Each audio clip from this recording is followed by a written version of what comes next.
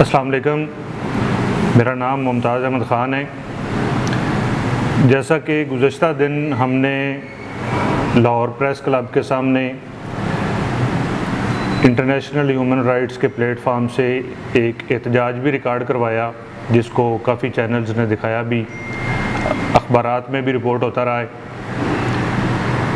اور آج جو بات کرنا بڑی ضروری تھی وہ یہ کہ ہم کل سے ڈیفرنٹ چینلز کے اوپر BBC اور غزہ رپورٹنگ جب دیکھ رہے ہیں تو یہ رپورٹ ہو رہا ہے کہ غزہ کے اندر سب سے بڑا جو القدس ہاسپٹل ہے وہاں پر اسرائیلی بمباری شروع ہو گئی ہے۔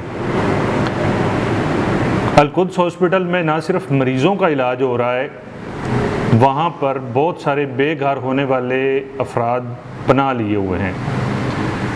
ہاسپٹلز میں ادویات نہیں ہیں، علاج نہیں ہو رہا، ایک خالی بلڈنگز ہیں جہاں پر پناہ گزین کیمپ بن گئے ہیں۔ اب اسرائیل اس بربریت پر اتر آیا ہے کہ ان کو وہاں سے بے گھر کر دیا جائے۔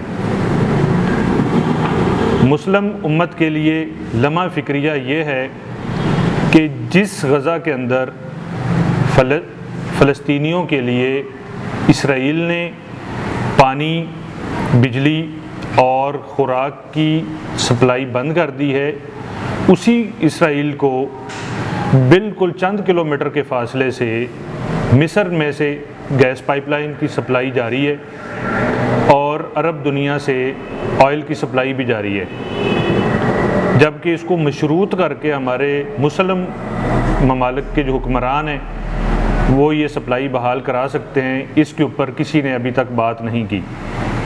ہمارا دفتر خارجہ خاموش ہے، OIC میں ہماری بڑی مضبوط آواز سنی جاتی ہے۔ ہم بار بار ایک ہی بات کر رہے ہیں کہ OIC کا اجلاس بلایا جائے اور پاکستان اس میں پہل کرے۔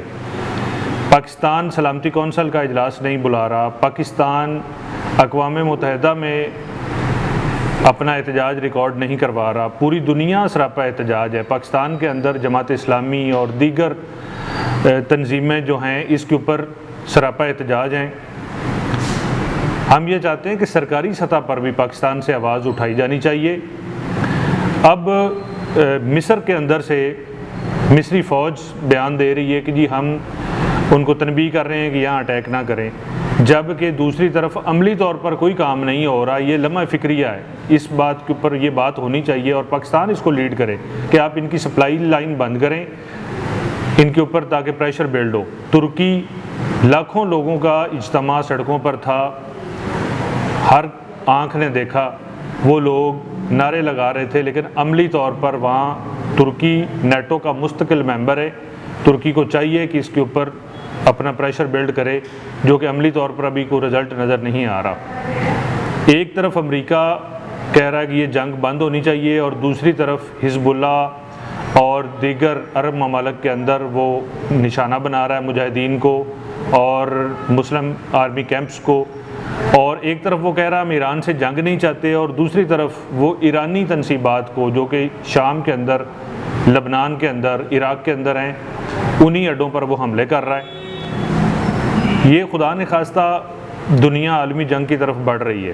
ہم یہاں عالمی جنگ کا ذکر کر رہے ہیں، میں کہتا ہوں ایسی 10 عالمی جنگیں ہو جانی چاہیے۔ 9000 اس وقت رپورٹ ہوئے ہیں کہ 9000 لوگ شہید ہو گئے ہیں، جس میں 4000 سے زائد بچے ہیں۔ بچوں کی قتل عام سے یہ بات ثابت ہوتی ہے کہ اسرائیل فلسطینیوں کی نسل کشی کر رہا ہے۔ اس نسل کشی کو رکوانے کے لیے اقوام عالم اپنا کردار ادا کریں۔ اس میں بڑی جو قوتیں ہیں، سعودی عرب، ایران اور ترکیہ، ان کو چاہیے کہ وہ اپنا جو ان کے سفارتی معاملات ہیں اس کے اوپر، سفارتی محاذ کے اوپر ان پر پریشر ڈالیں، اور پاکستان سے، پاکستان کے دفتر خارجہ سے ہماری یہ التماس ہے، خدا را آپ جاگیں۔ ہم ایک ایٹمی پاور ہیں، ہم مسلم امت کے ہمیشہ سے لیڈر رہے ہیں، ساؤتھ ایشیا میں پاکستان کا ایک مقام ہے، اور اس طرح سے خاموش نہ بیٹھیں، ہاتھ پہ ہاتھ نہ دھریں۔ یہ کل کو ہم امت کو جواب دے ہوں گے، بروز قیامت ہم کیا جواب دیں گے؟ اس ایٹم بم کا ہم نے کیا کرنا ہے؟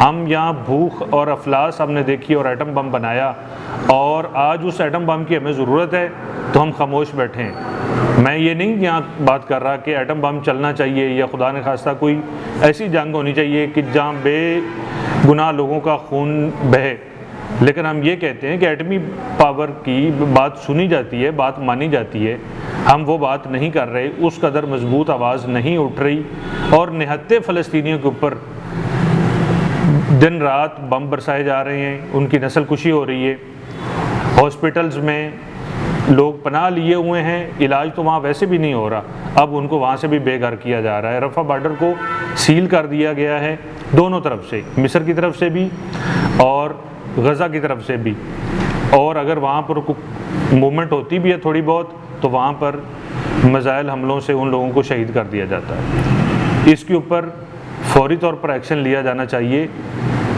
یہ ایسے حالات میں پھر ایک بغاوت بنتی ہے، اور بغاوت کی جب تحریک چلتی ہے تو پھر وہ اپنی لپیٹ میں لے لیتی ہے۔ یہ بہت بڑی جنگ اور بغاوت پھیل سکتی ہے، اس کو روکا جا سکتا ہے آج، جس میں پاکستان اپنا خاص کردار ادا کرے۔ ہم سمبولیکلی صرف پاسپورٹ پر لکھتے ہیں کہ ہم اسرائیل کو ریاست تسلیم نہیں کرتے، جبکہ ہمیں عملی طور پر بھی کچھ کرنا ہے۔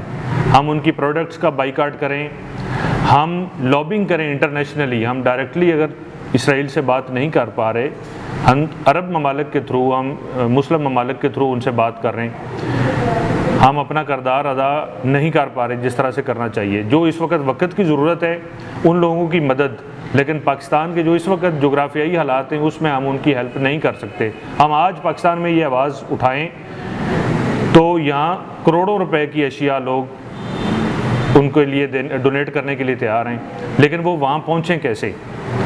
تو خدا را گورنمنٹ آف پاکستان سے یہ التماس ہے کہ ہوش کے ناخن لیں اور اس کے سفارتی محاذ سنبھالیں، اور OIC کا ہنگامی اجلاس بلا کر کم از کم ان کی امداد کو بحال کیا جائے۔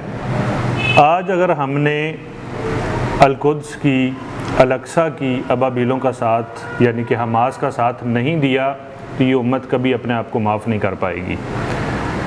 حماس کے مٹھی بھر لوگ جو اس وقت ریزسٹنس کر رہے ہیں ایک ایٹمی قوت کے خلاف، جو للکار رہے ہیں امریکہ کو، جو للکار رہے ہیں اسرائیل کو اور صہیونی طاقتوں کو، تو ہمیں میرے ذرائع کے مطابق نیتن یاہو کی بھی کوئی بہت زیادہ فیم نہیں ہے، اور وہ اپنا اقتدار بچانے کے لیے اس وقت مسلم امت کے اوپر ظلم اور بربریت پر اتر آیا ہے۔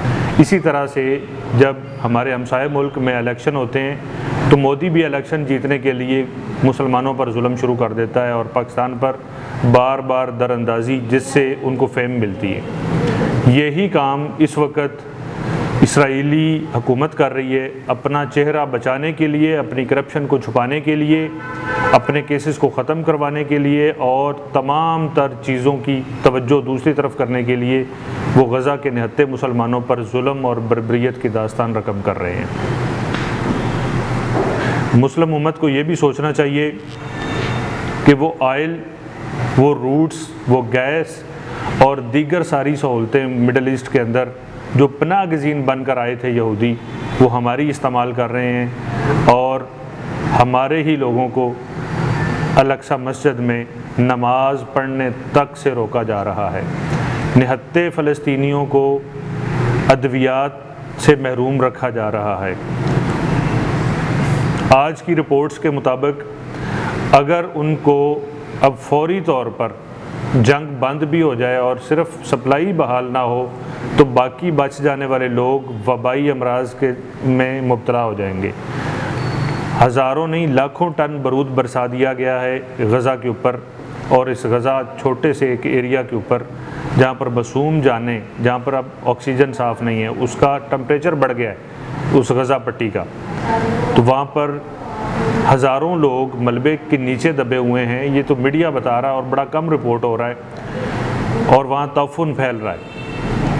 اہل اسلام اور کلمہ گو لوگ جن کے بارے میں حکم ہے کہ ان کی نعشوں کی جو ہے ان کے جسد خاکی، ان کا ایک تقدس ہے، وہ پامال ہو رہا ہے۔ اب کل انہوں نے ایک گاڑی کے ساتھ ایک شہید کا جسد خاکی باندھ کر کھینچا، جس قدر اس کی توہین کی، تو مسلم امت کو اس کے اوپر ہوش کے ناخن لینے چاہیے۔ اس کے اوپر ہمارے دفتر خارجہ کو بالخصوص ایکٹیو ہونا چاہیے۔ ہم لابنگ کریں، عرب ممالک کے ساتھ مل کر، ایران اور ترکی کے ساتھ مل کر ہمیں ایک مضبوط آواز اٹھانی چاہیے، اور ہماری حکومت کو ملک کے اندر چلنے والی تحریک اور ہونے والے جتنا بھی ملک کے اندر اس وقت احتجاج ہو رہا ہے اس کو بیس بنا کر دنیا سے بات کرنی چاہیے، اور ایک مضبوط آواز اقوام عالم تک جانی چاہیے۔ آج کے دن تک اتنا، ہم مزید آپ سے دوبارہ ملاقات کریں گے بہت جلد انشاءاللہ۔ اللہ حافظ۔